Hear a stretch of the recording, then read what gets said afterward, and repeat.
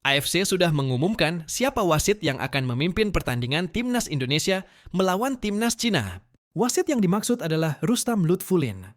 Timnas Indonesia akan menjamu Timnas Cina dalam laga ke-9 Grup C putaran ketiga kualifikasi Piala Dunia 2026. Laga itu akan digelar di Stadion Utama Gelora Bung Karno, Kamis 5 Juni 2025. Rustam Lutfulin bukan sosok yang asing bagi Timnas Indonesia.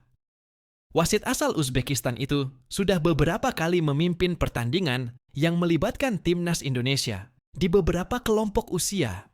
Bek Timnas Indonesia, Justin Hubner, bahkan pernah merasakan mimpi buruk dari Rustam Lutfulin. Hubner mendapatkan kartu kuning kedua alias kartu merah dari sang wasit. Justin Hubner melakukan sepakan keras kepada seorang pemain Timnas Arab Saudi dalam laga lanjutan putaran ketiga kualifikasi Piala Dunia 2026.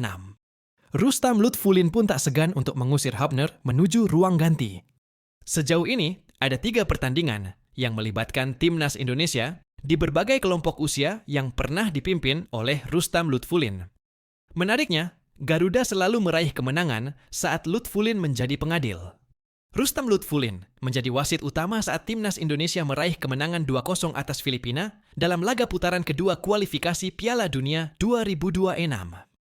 Kemenangan 2-0 yang diraih Timnas Indonesia atas Timnas Arab Saudi di putaran ketiga kualifikasi Piala Dunia 2026 juga diraih ketika Lutfulin menjadi wasit. Sementara Rustam Lutfulin juga pernah menjadi wasit utama saat Timnas Indonesia U20 meraih kemenangan 5-1 atas Hong Kong dalam laga kualifikasi Piala Asia U20 2022. Beralih ke Emil Audero. Emil Audero Mulyadi berpeluang segera menjalani debut bersama Timnas Indonesia. Emil sangat mungkin dipasang saat tim Garuda menjamu Timnas Cina dalam laga ke-9 putaran ketiga kualifikasi Piala Dunia 2026 Kamis 5 Juni nanti. Peluang Emil Audero Mulyadi untuk dimainkan memang sangat besar. Sebab Marten Paes yang selama ini menjadi kiper utama Timnas Indonesia harus absen lantaran menjalani akumulasi kartu. Emil Audero Mulyadi pun senang dengan situasi itu. Penjaga gawang yang saat ini masih terikat kontrak dengan Como, itu merasa bisa bermain untuk Timnas Indonesia, merupakan suatu kebahagiaan. Tentu saja, saya berkesempatan bermain untuk kali pertama di sini untuk Indonesia. Tentu saja, ini merupakan suatu kebahagiaan yang luar biasa, ungkapnya sebelum menjalani sesi latihan di Stadion Madia Gelora Bung Karno. Emil Audero Mulyadi pun menegaskan sama sekali tidak meraskan gugup dengan kemungkinan segera menjalani debut bersama Timnas Indonesia. Ex-kiper Inter Milan itu sangat menikmati momen saat ini. Emil Audero Mulyadi hanya ingin fokus dalam melakukan persiapan. Ia juga berharap bisa tampil baik jika benar-benar diturunkan saat Timnas Indonesia menjamu Timnas Cina nanti. Saya tidak gugup karena ini adalah sepak bola. Ini adalah kegembiraan. Saya mempersiapkan pertandingan seperti yang selalu saya lakukan. Saya fokus pada latihan, tegasnya. Lebih lanjut, Emil Audero Mulyadi menegaskan siap memberikan 100% kemampuan saat bermain untuk Timnas Indonesia. Begitu juga dengan para pemain lain yang menghuni skuad Garuda. Seperti semua rekan setim saya, kami menjalani sesi latihan yang sangat bagus. Tentu saja, kami akan memberikan 100% kemampuan, tegas Emil Audero. Emil Audero hanya duduk di bangku cadangan saat Timnas Indonesia menjalani laga melawan Timnas Australia dan Timnas Bahrain pada Maret lalu. Selanjutnya, akan ada 6 pemain Timnas Indonesia absen saat menjamu Cina di Stadion Utama Gelora Bung Karno 5 Juni nanti.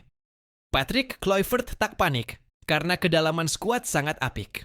Marten Paes dan Marcelino Ferdinand harus absen karena akumulasi kartu kuning.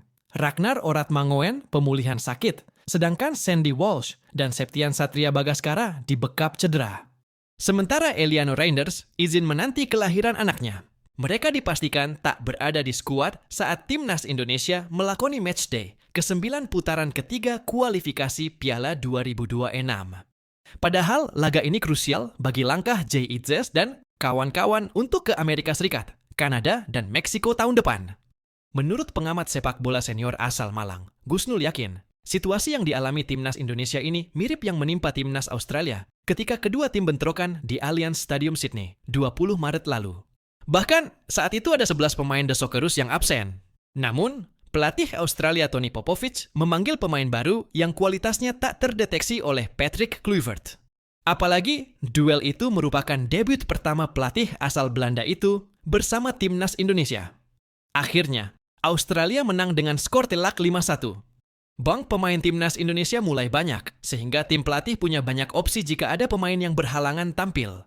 Kondisi ini persis seperti dialami Australia sebelum melawan timnas Indonesia, katanya. Yang menarik, lanjut mantan pelatih Arema di era Galatama ini, Patrick Kluivert dan stafnya tak panik menghadapi kendala pemain yang absen. Gusnul Yakin pun berharap timnas Indonesia bisa mengikuti jejak timnas Australia. Dari jumlah pemanggilan sebanyak 32 pemain dan di tengah pemusatan latihan ada yang berhalangan, Patrick Kluivert dengan cepat mencari solusi, ujar Gusnul Yakin. Artinya, dia dan stafnya sudah paham kualitas pemain timnas Indonesia. Saya kira mereka sangat cepat belajar, lalu mengambil keputusan tepat, lanjutnya. Setelah menyelesaikan pemusatan latihan di Bali United Training Center, Gianyar, Bali, jumlah penggawa timnas Indonesia menyusut jadi 28 pemain. Patrick Kluivert hanya memanggil Beckham Putra untuk menggantikan Septian Satria Bagaskara yang mengalami cedera. Begitu pula Stefano Lillipali yang disiapkan mengisi posisi yang ditinggalkan Marcelino Ferdinand. Namun, Patrick Kluivert tidak mendatangkan pengganti bagi Sandy Walsh, Ragnar Oratmangoen, dan Eliano Reinders.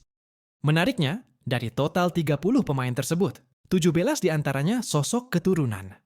Lebih lanjut, 8 dari 17 pemain diaspora itu belum pernah dimainkan kontra Cina dalam pertemuan pertama di Youth Center Stadium Qingdao, 15 Oktober 2024 lalu.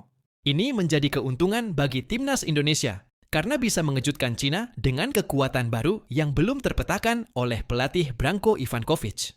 Pelatih Cina hanya bisa mempelajari rekaman 2 pertandingan timnas Indonesia di bawah asuhan Patrick Kluivert. Sebaliknya, Patrick Kluivert dan asistennya punya 8 laga Cina, ujar Gusnul Yakin. Pelatih Cina juga masih belum tahu detail kualitas 8 pemain diaspora baru timnas Indonesia. Dari sinilah kapasitas seorang pelatih benar-benar diuji, lanjutnya. Terima kasih sudah menonton video ini. Nantikan video-video selanjutnya dari Extra Time ID. Jangan lupa like, comment, and subscribe.